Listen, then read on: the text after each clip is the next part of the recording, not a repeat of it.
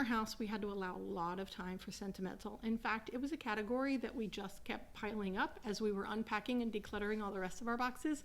If we came across something sentimental, it went in the sentimental bins to be dealt with later. And then finally, about 6 months ago, I started dealing with them. And it was surprisingly easy because I was ready to let go of stuff. I had built up decluttering muscles to be able to get rid of some things. I am sitting here on this side of the sentimental declutter now, looking back at the stuff that I've chosen to keep, what I want to do with it, how I want to feature it, and slowly I've been making decisions to pull things into the house and use them. I went through 15 bins of things that I had hung on to for sentimental items, and I have a half a bin left over of my stuff that's still in the basement that I'm going through. I donated, trashed. A lot of it unfortunately was trash because it sat in bins for decades and just had some growth on it that you don't want to give forward to someone else. Having gone through the emotions and the unpacking and the unwrapping and the decision making that goes into whether or not to keep or declutter something. So I'm coming to you in this video having built up those decluttering muscles for sentimental items and making those decisions and then trashing the items, taking the things to the donation center. And now I'm sitting here on this side asking myself, what can I do to help other people who are going to watch this video? If I had to boil down the months of decluttering sentimental items, the decision making, the tears, the laughs, the memories, the decisions, did I say decisions? Decisions that go along with whether or not to keep or declutter a sentimental item. If I could take all of that, roll it up in a little ball and give it to you, the ball would be, it's a weird metaphor, but the ball would be that sentimental belongs in your life, not in a box in your smelly basement. Welcome to the channel. My name is Erica Lucas. I'm the Minimalist. You can find me at www.ericalucas.com. Mental items in our basement. That is not honoring the person who gave it to me. That is not honoring the reason it's even sentimental in the first place. So for me, it felt like I wasn't doing justice to the item that I had chosen to keep. I wasn't honoring the sentimentality and the memory of why I even wanted to have it in the first place. I would like to say thank you to Babbel for sponsoring this video. We use Babbel for school enrichment, specifically the Spanish lessons. There's also podcasts, games, live virtual classes, stories. There's a lot of different elements inside of our Babbel subscription, and we use all of those things to learn Spanish. Now, primarily my 7-year-old is the one that's most interested in learning Spanish, and he's going through the lessons, and he uses it as part of his quiet time, giving a lesson to another kid. He has a couple of quiet work options, and one of those things is headphones with Babbel. He can speak, and the app was recognizing whether or not he's properly and eloquently speaking the word that he's being taught. And then he runs around for the afternoon and teaches us the Spanish words that he learned. So then he is then pulling it forward into our everyday lives, which is a really nice thing too, because he's extending that knowledge to us. You can get 65% off of Babbel and learn a language for less than $5 a month. Check the link below. Letting go of sentimental items is really hard. It takes a lot of emotional fortitude to be able to let go of a gift that someone in your family has given you, especially if that person is no longer in your life and has passed on. You feel like, letting go of that item is letting go of them. It's not. Your mind knows that, but your heart doesn't know that, or your heart's not ready to accept that. And it requires a lot of emotional fortitude to be able to take something and remove it from your home that once held a piece in your heart. And I think when you allow space for that feeling, for that emotion, that sadness, that pain, and that guilt, if you allow space for that emotion, and you get through it, maybe it takes a minute, maybe it takes a week, maybe it takes a year, whatever amount of time it takes for you to process those emotions and feel that pain, you're going to come out on the other side with a clearer head and a clearer heart to be able to say, yes, I want to keep that in our lives. and here's how I'm going to do it. Or actually, no, I don't want to lug that around in my life anymore. I don't want to dust it anymore. I don't want it in a box that I have to unpack in a couple of years after I've forgotten about it. If you have chosen to let go of something sentimental, there are a lot of options to remove it from your life, your home. You can donate it to any number of charity organizations. You could sell it if it has some value. You could give it to another family member. You could give it away for free on Facebook Marketplace or Buy Nothing groups. You could put it in the trash. Now let's talk about keeping sentimental items. Does it remain in a box in the basement? Meaning it's not something we're ready to let go of, but it's not something I want in my house. It's that struggle of hanging on to something sentimental that you don't want to use in your life, feature in your life, use as decoration, but you don't want to let go of it either. Those are the ones I'm trying to tackle as well, where I don't want to just keep something in the box in the basement. Sentimental doesn't belong in a box in a basement. It belongs in our lives. And if it can't be featured in our lives, then what do you do with it? And so I've been brainstorming about a couple of ideas. You could put it in a scrapbook box, a decorative scrapbook box on a shelf that just looks nice on your shelf.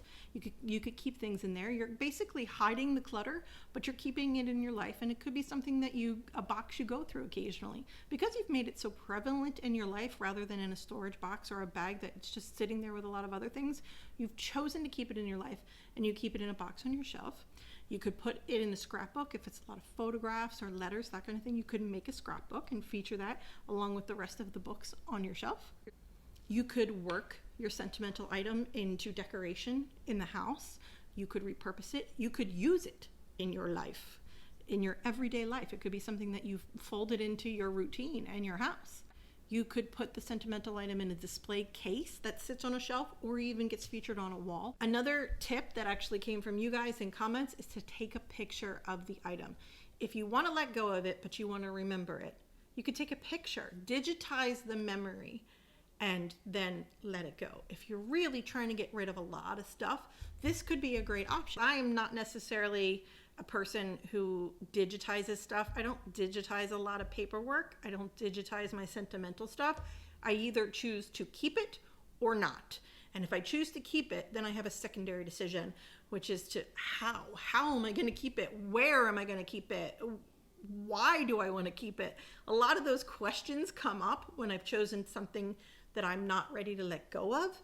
And that takes time and really curating your own home to include those items that you have chosen for the person you are now, not necessarily the person you were when you received an item. I have spent months now working on including things in our home that are sentimental to us, and I want to take you on a little bit of a journey for that. So the first thing is this green jacket that we unpacked a few months ago. My mother repurposed it into a pillow for our bed. And I didn't want to let go of the jacket. It was a jacket I was wearing when I met my husband. And it was sentimental to me. And every time we unpacked it out of a box, my husband remembered why I was hanging on to it. And I didn't want to let it go. And my mother repurposed it into a pillow that sits on our bed every day. And it's just a really lovely way to give something tangible that I can hold in my hands to that memory. Sometimes it's just a good way of letting go of the item is to repurpose it into something you actually want and use in your present day, not the version you were 10 years ago. Another thing that we did was took our antique Bible and antique prayer book to a bookbinder here in Annapolis.